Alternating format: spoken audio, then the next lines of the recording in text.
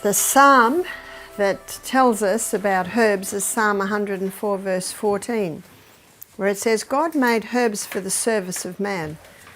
And in a study of herbs, one begins to see that, and of course in the study of the herbs, what you do is you study the actions of the herb, and you also study the components of the herb. And as you do this, you begin to see that every herb has a different effect on different parts of the body. So as I go through this, I'll be looking at herbs, but I'll also be looking at different body parts and the herbs that can help with that. Hi, I'm Barbara O'Neill, and today we're focusing on a fascinating topic: how herbs can naturally help address parasitic issues. Parasites can disrupt our health in various ways, but nature provides us with potent remedies to combat them effectively. In this session, I'll share some of the most powerful herbs that have been used for centuries to treat parasitic infections, restore balance, and support the body's natural healing process. Let's dive into how these remarkable natural solutions can play a vital role in overcoming different parasitic problems and boosting your overall well-being. As a thank you for joining me today, we're giving away 100 free copies of my best-selling book to our subscribers.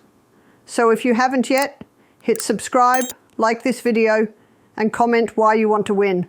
Now let's get started. But what I'd like to begin with today, I'd like to begin with slippery elm. Now slippery elm is the powdered bark of the slippery elm tree, and slippery elm can be used externally and it can be used internally. And yesterday, one of the last poultices we did was a combination of slippery elm and charcoal. Do you remember that? And that was a poultice used for a variety of things, yeah, bee stings, wasp bites, any case of poisoning. I also mentioned that it can be used for a very upset stomach. It could also be used for a congested chest. I did also mention that Jethro Kloss, in his book Back to Eden, he says that the slippery elm is one of the deeper drawers. I did talk about castor oil yesterday, that it penetrates very, very deep, but the castor oil is totally different. It's not drawing anything out. So it's important to know the differences. It comes from the castor oil plant. The castor oil penetrates very deep.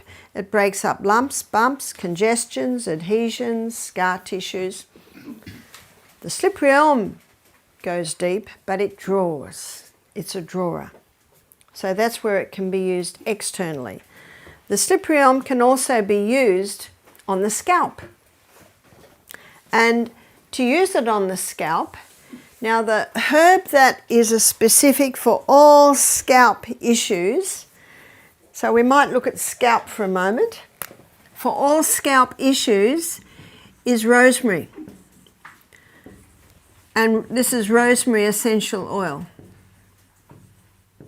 The essential oils are expensive, but please remember that it takes about a whole bucket of the herb to get almost one drop of the oil, so no wonder they're expensive. But it's important to remember that, realizing that they're also very, very strong. Yeah. So your scalp herb is your rosemary. Does it have to be an essential oil? You can make a tea with that, but of course it won't be as strong. But then again, you could bring it to the boil and slowly simmer a lot of rosemary in a little water, and you can certainly make it a lot stronger. So anything to do with the head, you would use rosemary essential oil. So with the scalp, we've got a few issues there, and one can be head lice. So with head lice, you can paint the scalp with slippery elm. You put water with it to make it like a soft gel. But with head lice, so we're looking at slippery elm, these are all the things you can do with slippery elm when we're looking at the scalp. So with slippery elm, if you're going to use it for head lice, you've got to put something in there that's incredibly strong. So you can use thyme oil. So thyme essential oil is very, very strong, and the head lice hate it. So what you can do is you could make, let's say for this you would do half a cup of slippery elm, and in that half a cup you might put 1.5 cups of water. So in that mix you might put probably 6 drops of thyme essential oil, and that's very, very strong, but you've got about 1.5 cups of gel. And how would you paint the scalp? What you do is and before I was a psychiatric nurse, I was a hairdresser.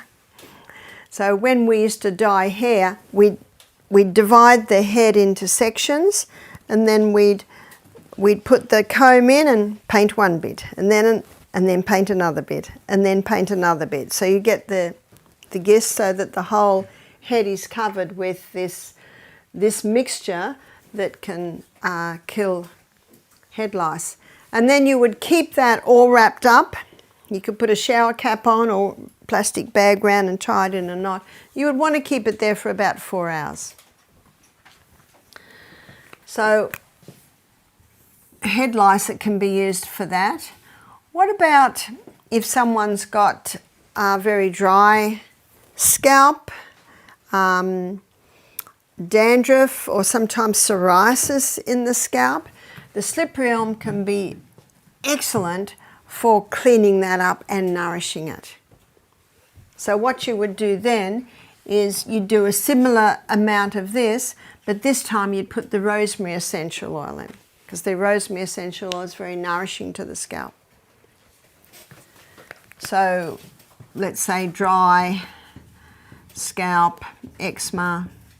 Some people do experience eczema in the scalp. Then you would do the slippery elm and the rosemary. What about hair loss?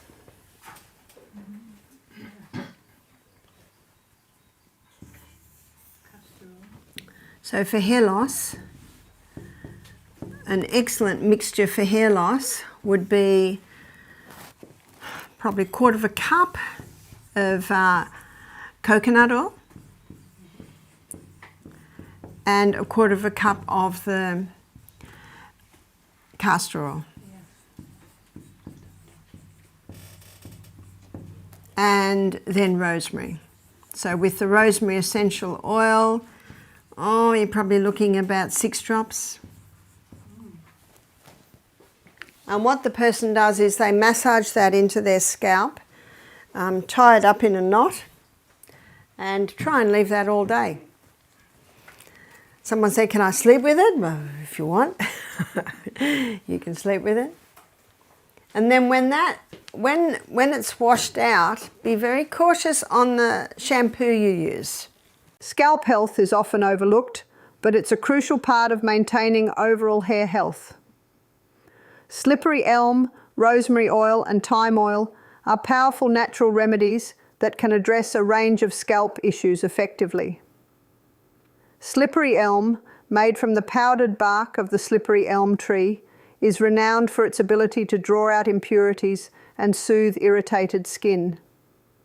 It can be mixed with water to form a soft gel that hydrates and nourishes the scalp, making it ideal for conditions like dandruff, eczema, and psoriasis. Its natural properties also help cleanse and rejuvenate the skin, promoting a healthier scalp environment. For tackling head lice, slippery elm becomes even more effective when combined with thyme essential oil. Thyme oil is known for its potent antiseptic properties, which not only help eliminate lice, but also deter their return. A blend of slippery elm gel and thyme oil, applied generously and left on the scalp for several hours, ensures a thorough cleansing. Rosemary essential oil is another invaluable remedy for scalp care, especially for nourishing and strengthening hair. Its ability to stimulate blood flow to the scalp encourages hair growth and revitalizes the hair follicles. When paired with slippery elm or carrier oils like coconut and castor oil, rosemary oil provides an intensive treatment for hair loss and dryness. Applying this mixture to the scalp, massaging it thoroughly, and leaving it on for a prolonged period, such as overnight, can yield noticeable improvements in scalp and hair health. These herbs and oils work synergistically to tackle scalp concerns, offering a natural, effective path to healthier hair and skin. Garlic, and this is a nice garlic. I always look for the purple ones, so you want to have a look at for the, I was going to say Australia, but I'm in America now. So I try not to get the Chinese ones, and if you press it down you can open it up easily. And this is your natural antibiotic. In your book there's a recipe for the flu bomb, and the flu bomb has crushed garlic in it. I don't say how much because it depends how much you dare. Some people can handle a couple of cloves, some people can handle only one clove. Also a little bit of grated ginger, sprinkle of cayenne pepper or half a teaspoon if you can handle it. Drop of eucalyptus oil, only a drop, there's definitely a measurement there. One lady rang up and she said, Barbara, I can't use this eucalyptus oil. I said, why not? She said, it says on the bottle, not fit for human consumption. I said, we're not asking you to drink the bottle. It's one drop. In Australia, you can buy eucalyptus cough lozenges. What do you think's in the cough lozenges? Eucalyptus oil. So only one drop. Yes, you'd probably be in trouble if you drank half a cup, but I think that's a bit of common sense, isn't it? Now what I'm doing now, this is what you do to a baby. You could do it to a newborn baby, you could do it to any baby. So I've got a little cloth that's a strip, and that looks like about 8 inches long, about a bit more than an inch wide, and I've put some fine slices of garlic on there. And I'm going to cover that over, and I'm going to pretend that the palm of my hand is the bottom of the foot. So I've got a layer of cloth between the fine slices of garlic and the skin. If that garlic touches the skin, it will blister the skin. Not so with the onion, but definitely with the garlic. And you can do this to a baby any age, and within a couple of minutes you can smell it on their breath, because it takes 1 minute for 1 drop of blood to go around the whole body. So this is a great way to get garlic into a baby if they've got a little bit of a chesty cough, or if they've got a head cold, a bit snuffly, then you can put the garlic on their feet. I used to put it on my son James. I realise now, and I didn't realise at the time, that we lived in a house that backed onto a swamp, so my children often got chest colds. When I moved to the rainforest, high and dry, no more chest colds, or very rare. But when he was 3, he used to get them a lot, so I'd finely slice the garlic, wrap it on his feet, put a sock and a shoe on and send him off to play. So every step he takes, what's happening? A little bit more, a little bit more. At the end of the day, when I took his shoes and socks off and the garlic off, the garlic was like bits of yellow dried leather, not one bit of juice left in it. It had all gone into James. So that's a way that you can get the garlic into the little ones. Although I find you crush garlic into mashed avocado and a bit of chopped tomato and salt and put it on some crackers. I find even little ones will quite enjoy that. But garlic is a potent antibiotic, and you can use it as such. If you want to use it as an antibiotic, you would probably need probably at least 3 of those medium-sized cloves a day. And you could have it in the flu bomb, or you could crush it into a bowl of hot soup, or you could put it on a slice of sourdough toast and put avocado on top. But that garlic going in has a great effect for a chest cold or a head cold. Garlic stands out as a powerful natural remedy with impressive antimicrobial and antiparasitic properties. Its key active compound, allicin, interferes with the metabolic processes of parasites, making it particularly effective against gastrointestinal invaders like Giardia, Entomoeba, roundworms, and pinworms. This makes garlic an invaluable tool in fighting parasitic infections naturally. In addition to its direct action against parasites, garlic plays a vital role in strengthening the immune system. By boosting the activity of natural killer cells and other immune responses, it creates an internal environment that is less hospitable to parasites and other harmful organisms. Its immune-enhancing effects help the body maintain resilience against infections. Garlic's benefits extend beyond parasite control. It supports cardiovascular health by lowering blood pressure and promoting better circulation, which benefits overall well-being. This versatile herb is not only a potent remedy for internal invaders, but also a valuable ally for improving long-term health. Now I'd like to look at aloe vera.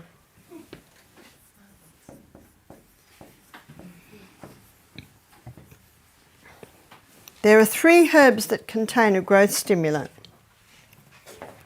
One is slippery elm and one is aloe vera. Have you ever cut a leaf of aloe vera or cut the tip of a leaf? Have you noticed how quickly a skin grows? That's because it's got a growth stimulant in it. I call aloe vera God's skin cream. I used to use it if my babies had nappy rash. Just open the leaf and just slime it all over them. But where it's particularly helpful is for burns. And we've seen some remarkable responses with burns. So our maintenance man, Dave, and I know Casper knows Dave Bongi, Aboriginal man, he was burning off a whole lot of rubbish and trees, and it wasn't burning properly, so he got petrol. And the flames came up, got his face, got his arm, and real badly on the leg. So he didn't tell anyone, and he just went home and had a shower, and his brother came in and saw him sitting in the and so called one of the staff, and they quickly got aloe, and they opened the aloe and just sliced out the gel and put it here and there. And then they called me about an hour later because he was still in a lot of pain, and they said, we think that we need to take him to hospital. And when I heard that, I said, hang on, let's have a look. And what I did, and this is very important, is you don't take the aloe out of the leaf. So you must leave the leaf intact, because if you take the gel out, when it's time to change the dressing, the edges will have stuck. And one of the worst things you can do with burns is have something that's going to dry, and then you rip the skin even more. So what I did was I had a crowd, because they were all thinking we need to take him to hospital, and there was one area on his leg that I could tell had gone down the 3 layers of skin. It was down to the flesh. So what we did was we've got a lot of aloe vera at Misty Mountain. So we cut the leaf and we did like a jigsaw on his leg. Can you see like that? And so we had a few people, because it's so slimy, it's trying to move around. Now you cut off the spikes on the edge, so you just cut it down the middle and open it. And if you leave the skin intact, that will never dry out. That's a very important point. It will not dry out. So a lot of people have used it, but they've just taken the gel out, put it on, bandaged it up, but then they go to change the dressing, and then the edges dry out. So what we did was we put that, and I kept saying, Dave, it's okay. He's like this. So we did it all over his leg. We did it all up his arm. Bit hard to put it on his face, so we just rubbed it on his face. His face actually wasn't that bad, but of course it's painful. So we we rubbed it on, and you just keep rubbing it on, and it'll make a little bit of a skin too. You can, have you ever put aloe vera on your skin? Mm-hmm. It's slimy, but then it's probably only about 20 minutes, you got a skin on there. And then we asked God to bless it. We bandaged the whole thing on. And he smiled, and the pain level's gone. I think it was 10 out of 10 when I got to him. He was not good, but he was holding on. And it was down to about 8 out of 10 when I left. And this was probably 3 o'clock in the afternoon. I didn't hear anything, so I thought all is good. And he said it came to about 4 out of 10 by the time he went to bed. And I said, don't move it. I said, I'll come and dress it again in 24 hours. So if you want a shower, put a glad, but remember he'd gone home and had a shower, so he just had a shower. There was probably no need for him to have another shower till another 24 hours. And when I went in the morning, he was just sitting in the chair smiling at me. What does that tell you? I said, what are your pain levels? He said, it's probably only 1 or 2 out of 10. That's incredible, isn't it? So aloe vera is just like a miracle herb. And that's why when I first moved into my house 10 years ago, I planted aloe vera and comfrey all around my house. I did that before the house was even renovated to live in. Yeah? Aloe vera is a powerful natural remedy celebrated for its remarkable healing and soothing properties, particularly for the skin. Known for its growth-stimulating compounds, aloe vera promotes rapid tissue regeneration, making it highly effective for treating burns, wounds, and irritated skin. Often referred to as God's skin cream, it not only heals but also protects the skin with its hydrating and anti-inflammatory properties. Aloe vera is particularly beneficial for burns as it forms a protective, non-stick barrier that locks in moisture and prevents drying, reducing pain and promoting faster recovery. Its cooling effect provides instant relief, while its anti-inflammatory agents soothe irritation. In addition to treating physical injuries, aloe vera is effective against parasitic and fungal skin infections. Its natural antifungal and antimicrobial compounds help combat conditions like ringworm and athlete's foot, while its soothing properties alleviate inflammation and itchiness. This versatile plant is a must-have for natural skincare and healing. And ginger, you'll see that it's in the flu bomb. It's a heating herb. If someone has been out shoveling snow and they come in and they're extremely cold, give them a cup of hot ginger tea. And you will see that they will warm up quite quickly. So you can use ginger internally and you can use it externally. So first of all, we'll look at it internally. Internally, you can grate it on this little fine grater, probably about a teaspoon, and you pour a cup of boiling water on it. Let it just sit for about 10 minutes and strain it, and there's your ginger tea. So that hot ginger tea can be used to warm someone up. It can be used for someone's got a cold, sore throat. It also can be used for anyone that's got an upset stomach. So it's an anti-nausea herb. So it's not only a heaty herb, but it's an anti-nausea herb. If you buy seasickness or car sickness tablets, you'll find they're just compressed ginger. So anyone who's got a bit of nausea, so maybe if someone's pregnant, they can suck on those car sickness, or they can put a lump of ginger in their mouth and just give that a little suck over a while, or they can have the ginger tea. So you can use it externally as well. Now what I do with the cling wrap, I fold it up a few times so it's a little bit more usable. And on top of that I'll put this square because I'm about to make a ginger poultice. And ginger poultice is specifically used for joint pain. So this can be gout, arthritis, and I don't ever peel it. Obviously, if it's dirty, I'd wash it. And I'm going to finely grate it and it can be used for any joint pain. It's very effective at lower back pain, especially if there's inflammation. If there's inflammation in the joint, if there's inflammation in the back, and you apply the ginger poultice, within about 20 minutes, the skin gets very hot. It appears that the ginger is pulling the inflammation out of the joint to the skin. Because I have applied this to people with sore backs,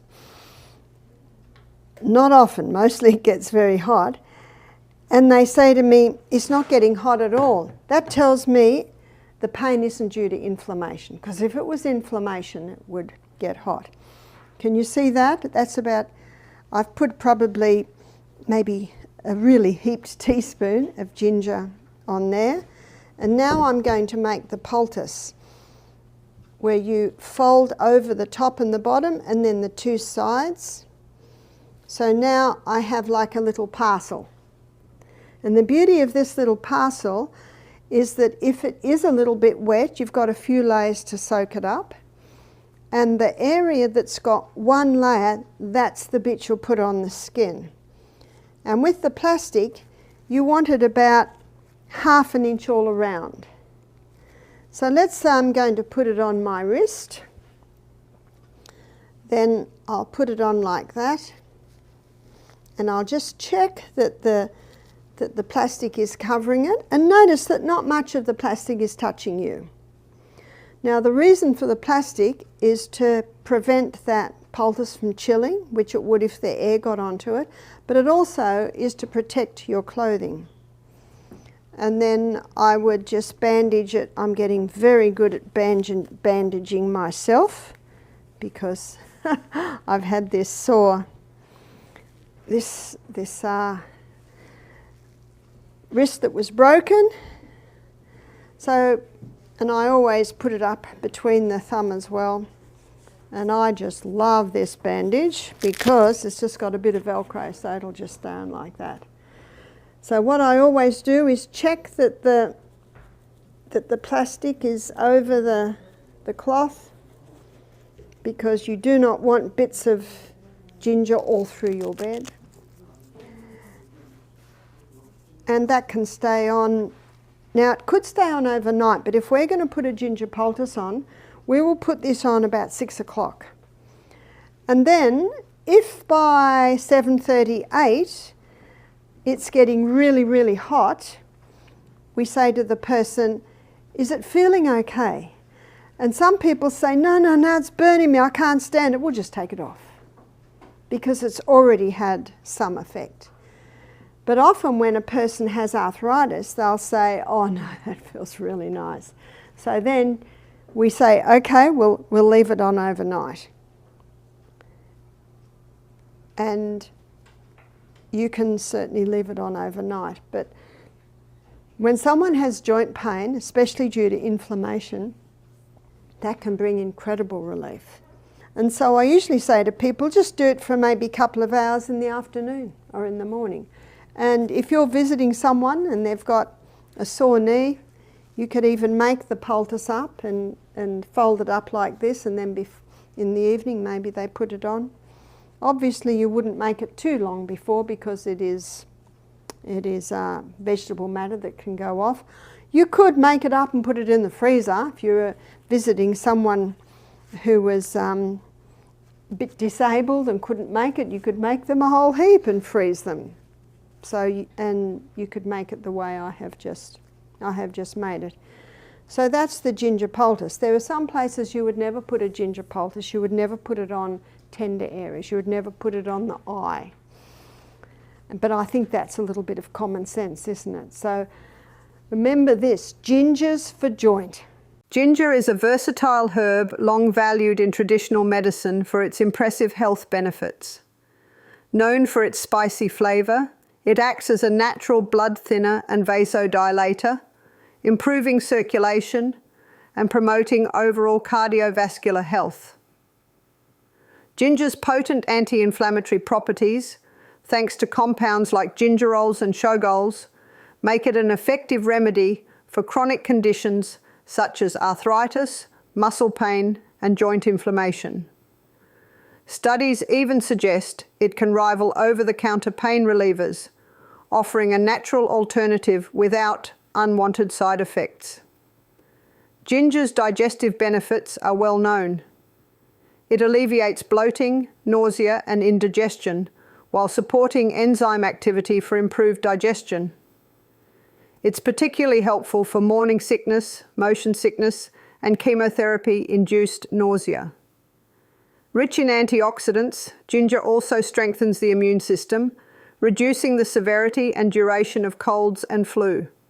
Additionally, ginger supports weight management by boosting metabolism, promoting fat loss, and stabilizing blood sugar levels, making it an excellent ally for metabolic health. Thank you for spending time with me today to uncover the incredible role of herbs in tackling parasites. These time-tested natural remedies continue to play a vital part in keeping our bodies healthy and balanced. If you found this video helpful, don't forget to like, share, and subscribe for more tips on natural health and wellness. I'd love to hear your thoughts in the comments below. Take care, embrace nature, and I'll catch you in the next video.